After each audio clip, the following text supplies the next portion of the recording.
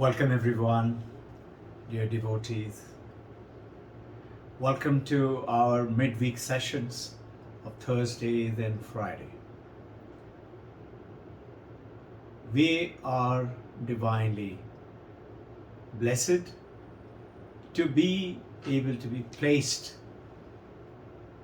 in the midst of understanding the concepts of Brahman, Ishvara, Taittiriya Upanishad, Satyam Jnanam Anantam Brahman.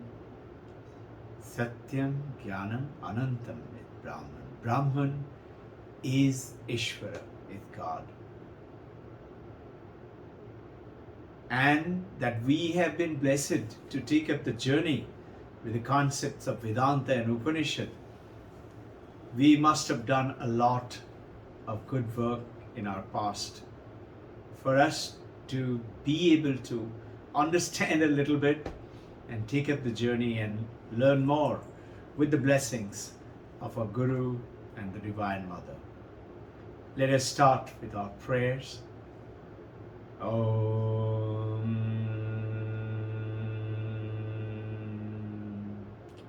Asato Ma Satgamaya Tamaso Ma Jyotirgamaya Mrityurma Amritam Gamaya.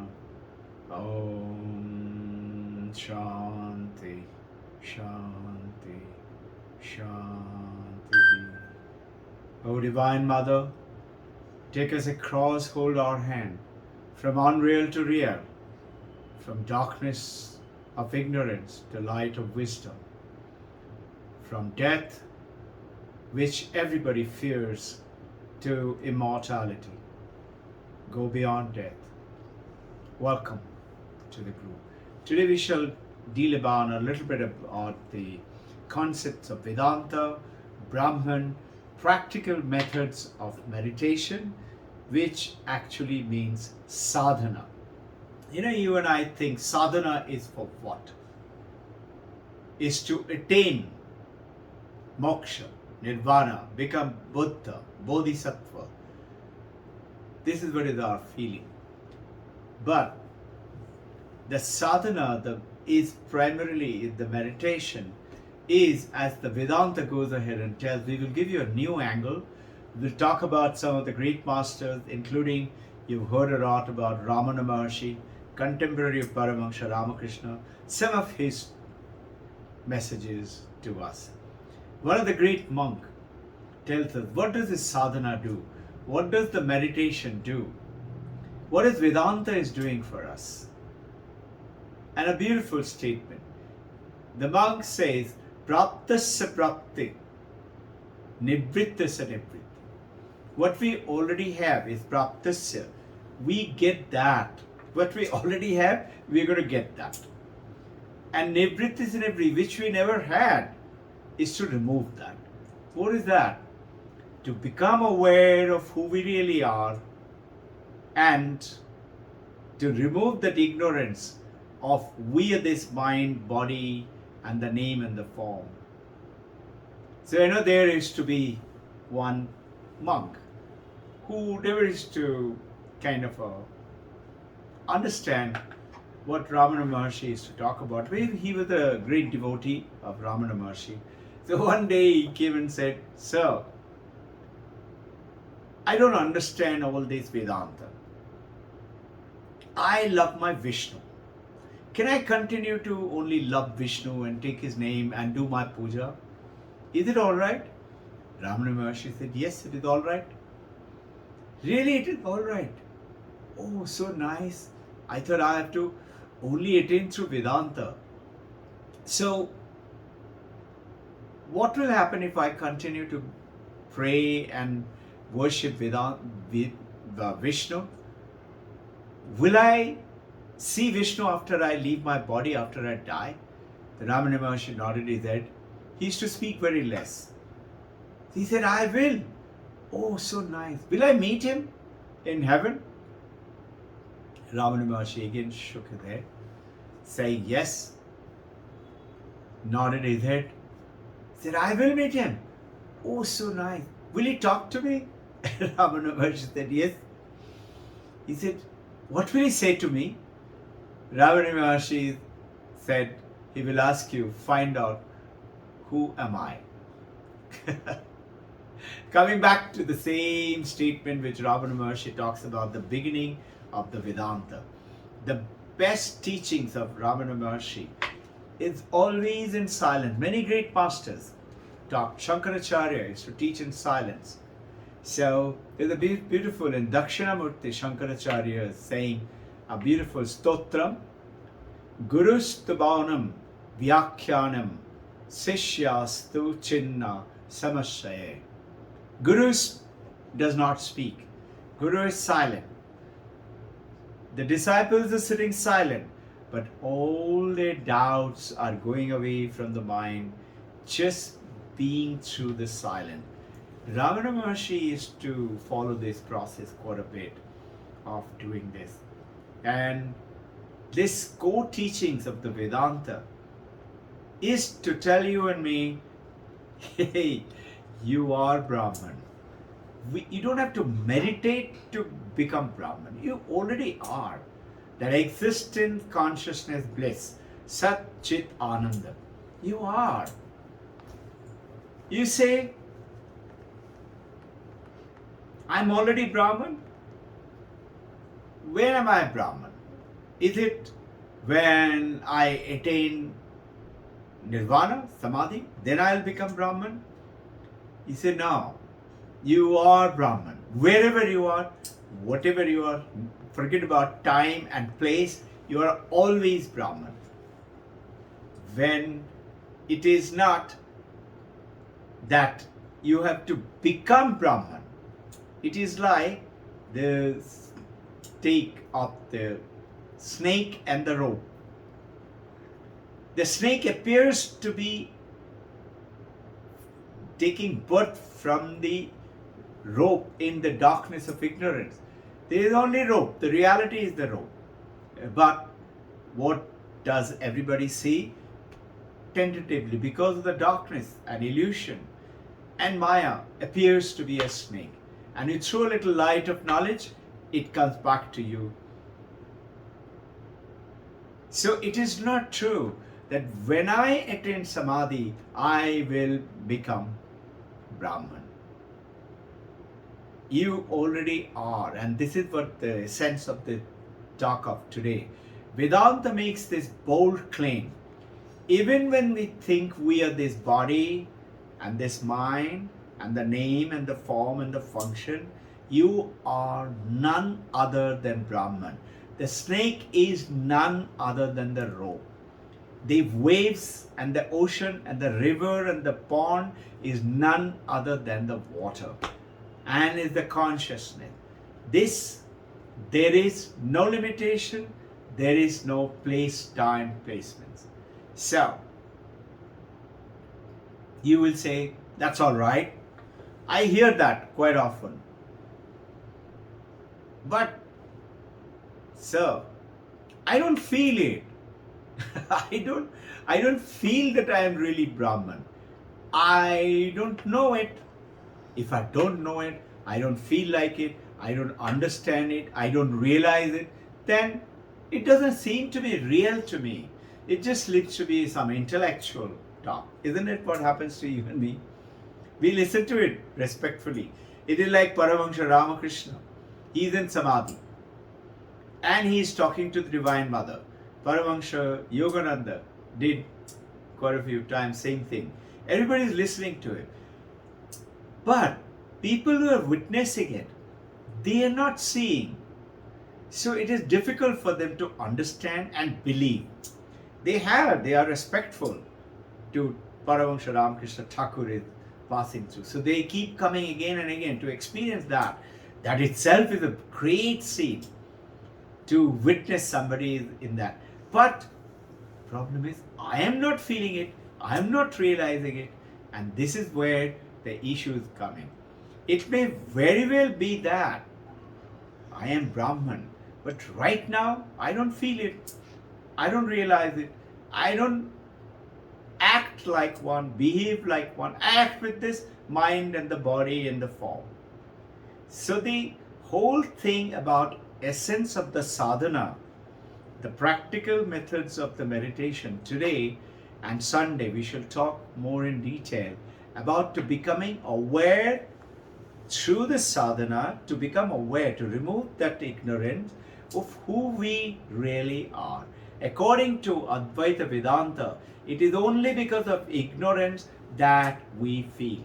So what is it? Praptasya prapti, nivrittasya nivritti, as the monk says. When you have, but you don't know, you've forgotten about it. And you think you're that body and the mind and the name and the form and the function. I'm playing this role and this is what is my task and I am, and that tends to never go away. But through the sadhana, through the meditation, it becomes clear that we really are Brahman. It becomes firmly established within you. That is that sadhana. This sadhana I'm talking about, the practical methods of the meditation, the true meaning, it has got two dimensions, sadhana. One is sadhyam and one is sadhanam. Sadhyam is the goal to be reached. We have to reach that ultimate goal of realization that I am Brahman. And the sadhana is the instrument or the method that we utilize. So we will talk a little more detail on Sunday. Today I will give you some of the insights for you to keep thinking, do a little more study. So because you already are Brahman, so what is the goal here then? I'm already a Brahman, then what is the goal?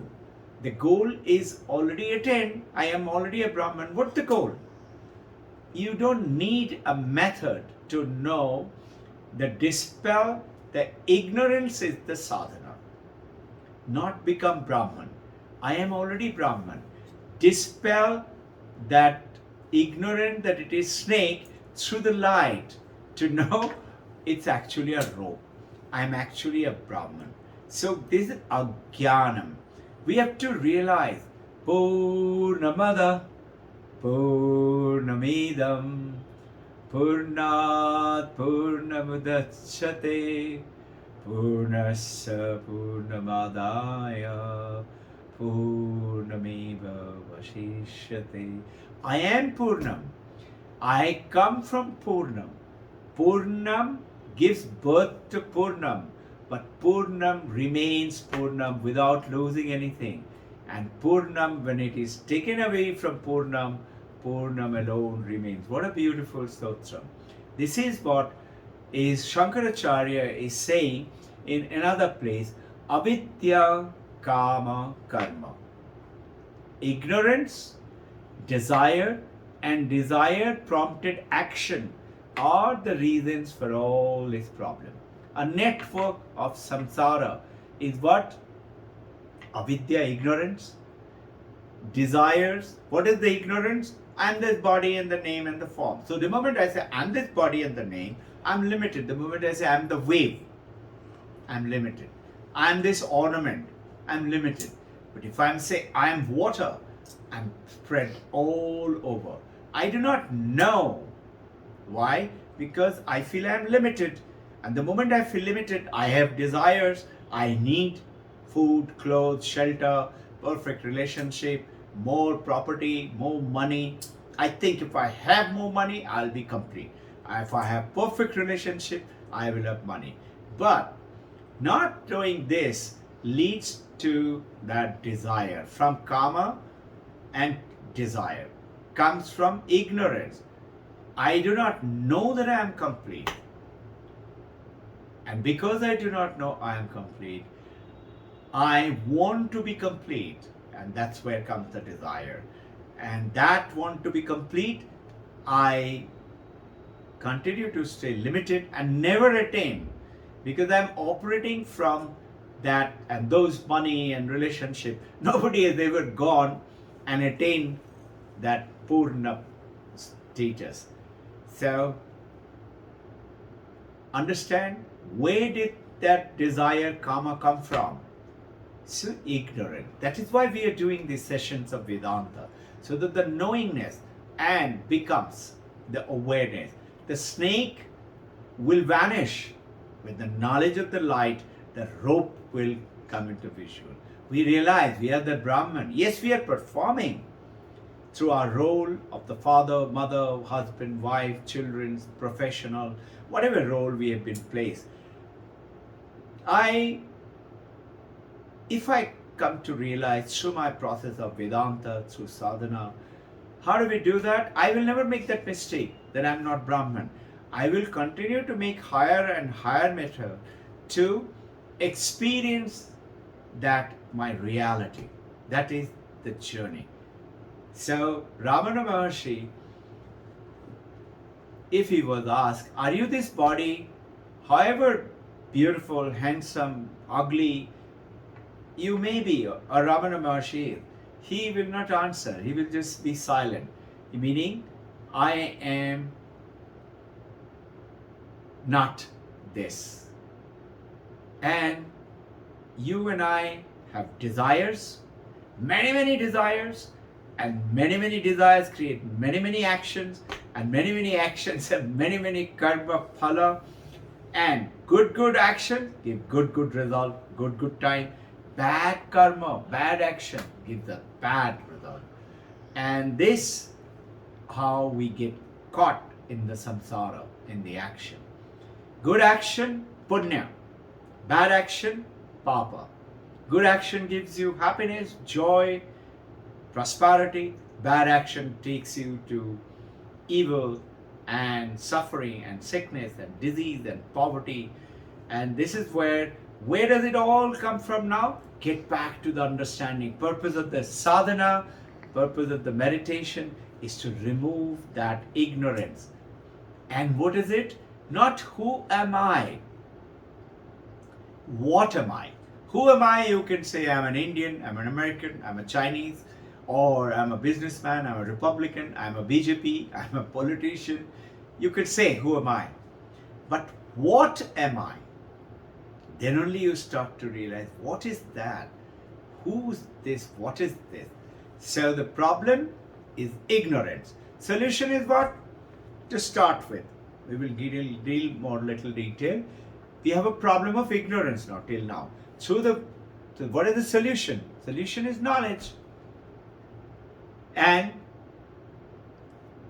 we have to talk about problem, we have to talk about the solution, and we have to talk about the method.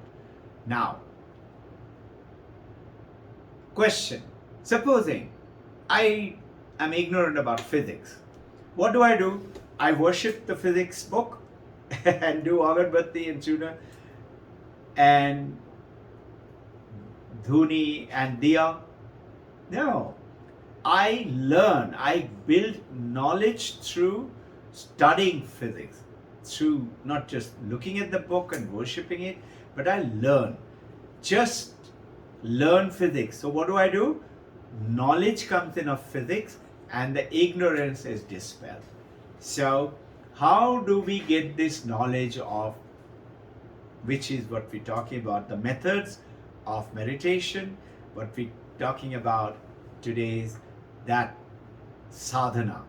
What is it? It is Shravanam, Mananam, Nididhyasana. Shravanam, listening. Mananam, reflecting on it, asking questions, delving deep into it. And if I still have doubts, Nididhyasana, deeply meditate onto it, and we take up the journey. So, literally it means Shravanam, starting with listening. Practically, as per Vedanta, you will be very surprised and happy to know that Vedanta is not meditation. It primarily is listening as per Advaita Vedanta. It's the principle, cause, and the methods to take us across. Let us see lots of books, Upanishad, Bhagavad Gita, Purana, Brahma Sutra, Advaita Gita, and like that. But numerous texts exist. But when Ravana says, who am I? He's asking, actually, what am I? And that what am I, these books and etc. will take us across and take us. There is,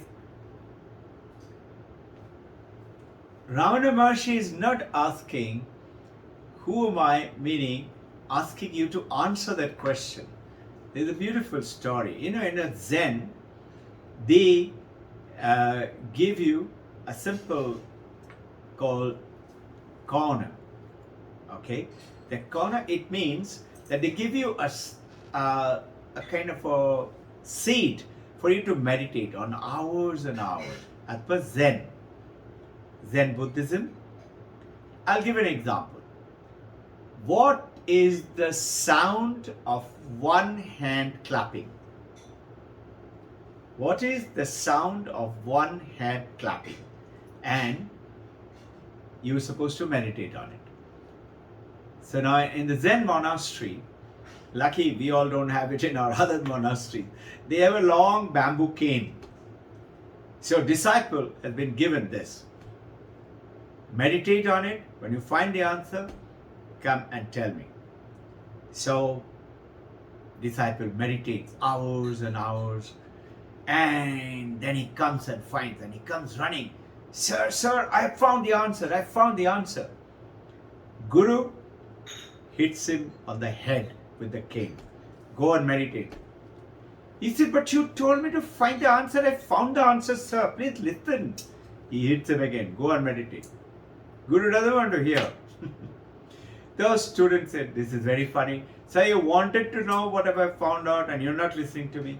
Anyway, disciple goes and starts meditating again. Guru is saying, again hours and hours, and again he comes back after 2.5 hours. Sir, I found the answer. Guru again hits him on the head.